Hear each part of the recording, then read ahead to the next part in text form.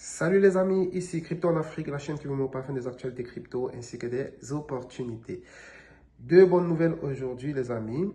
Alors la première, c'est que la Réserve fédérale euh, américaine a annoncé la baisse des taux de 25 points de base. Donc, première bonne nouvelle, on avait déjà commencé en septembre, je crois, pour les premières baisses de taux. Et après, il y a eu la fermeture du gouvernement. Donc, ça, c'est la suite. Euh, bon, le marché l'avait déjà pricé. Donc, c'est pour ça que vous ne voyez pas un pump fou. Donc, c'est bien, c'est bien. Ça montre que, voilà, les choses vont de pire en mal. Ok? Donc, on va dire de mal en bien. La deuxième bonne nouvelle, c'est que la Fed arrête son resserrement quantitatif à partir du 1er décembre. Donc, c'est très important. Alors, pour vous expliquer ça terre à terre, c'est un peu l'inverse de l'assouplissement quantitatif. D'accord? Donc, pour vous expliquer vraiment terre à terre, c'est un peu comme si la Fed prenait ça comme la Fed est comme une baleine. D'accord? Donc, quand elle retire sa liquidité du marché parce qu'elle vend ses actifs, on va dire ça comme ça, donc ça retire la liquidité du marché. Donc, si vous êtes sur un projet où les baleines vendent, qu'est-ce qui va se passer? Bah, le prix va tomber. OK? Donc, c'est un peu ce que la Fed faisait depuis 2022. Ils avaient annoncé le resserrement quantitatif. Donc, ils retiraient leur liquidité du marché, ce qui fait que les actifs à risque sont les plus touchés. Parce que quand ils annoncent comme ça, bah, les gros vendeurs, ils se mettent à vider leur portefeuille parce qu'ils savent déjà ce qui va se passer, personne ne veut perdre. OK? Donc, ils disent qu'ils vont l'arrêter à partir du 1er décembre. Donc, normalement, ce qu'on attend par la suite, c'est un assouplissement quantitatif. Il y en a qui disent déjà que c'est un assouplissement quantitatif. Non, je vous dis que ce n'est pas encore un assouplissement quantitatif. OK?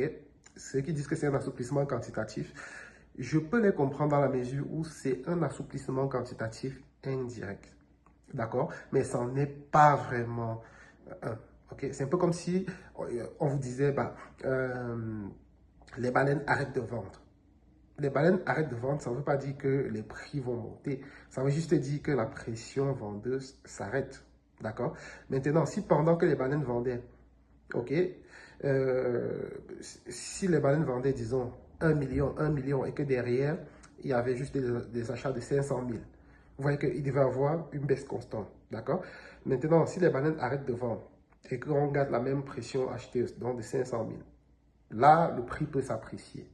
Donc, dans ce sens, les gens disent que c'est, oui, c'est un peu un assouplissement quantitatif, mais de façon indirecte, vous comprenez ce que je veux dire. Donc, ça dépendra vraiment si derrière la demande est beaucoup plus importante. Là, on va avoir plus de réactions sans qu'il n'y ait même d'assouplissement quantitatif. OK? Donc, il y a assouplissement quantitatif lorsque la Fed réinjecte de l'argent. Vous comprenez un peu? Donc, pour que ce soit vraiment le top des tops, il faut la baisse des taux. Pourquoi est-ce qu'on baisse les taux? C'est vraiment des trucs logiques. Hein? Disons que vous voulez emprunter, donc vous ne voulez pas emprunter cher. D'accord? Donc lorsqu'ils baissent les taux et après ils injectent de l'argent, bah, les banques commerciales vont aller prendre cet argent pour, parce que quand la Fed réinjecte, ce n'est pas directement sur nous, d'accord? Donc, à travers les banques commerciales qui vont maintenant vous vendre de l'argent. Vendre de l'argent, c'est du crédit à l'emprunt à des taux très bas. OK? Donc, ça fera donc que les ménages, les étudiants, des entrepreneurs surtout et des investisseurs surtout pourront donc aller prendre de l'argent qui coûte moins cher et aller donc prendre des risques plus mesurés. D'accord? Je veux dire, un peu plus que ce qu'ils pouvaient se permettre lorsque l'argent était cher. Si tu prends l'argent à 4%, tu ne vas pas aller risquer prendre, je ne sais pas moi, tu ne vas pas aller risquer sur des actifs. D'accord? Quand tu prends ce type d'argent, tu cherches des investissements comme le bon du trésor qui va te donner un revenu stable, peut-être 5% ou 6%. Tu sais que tu as pris l'argent à 4% et tu fais tes 5%, la différence de 2%, tu l'encaisses. D'accord? À l'échelle des gens comme nous, c'est minable, mais on parle des gens qui mettent des milliards. D'accord? Donc, 1 milliard, c'est déjà énorme. comprenez un peu? Donc, c'est un peu ça.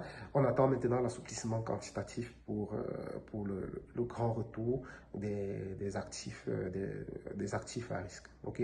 Donc, déjà qu'on arrête le resserrement quantitatif, c'est très positif.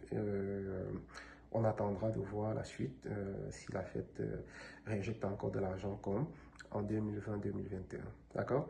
Donc, je pensais quand même qu'il fallait que je prenne un petit temps pour vous faire une vidéo et expliquer de façon terre à terre, d'accord, ça ne sert à rien d'utiliser des gros mots, etc., qui perdent les gens plus que... L'essentiel, c'est toujours de comprendre ce monde, comment ça fonctionne et comment, à partir de ces informations, on peut faire de l'argent. Vous voyez un peu?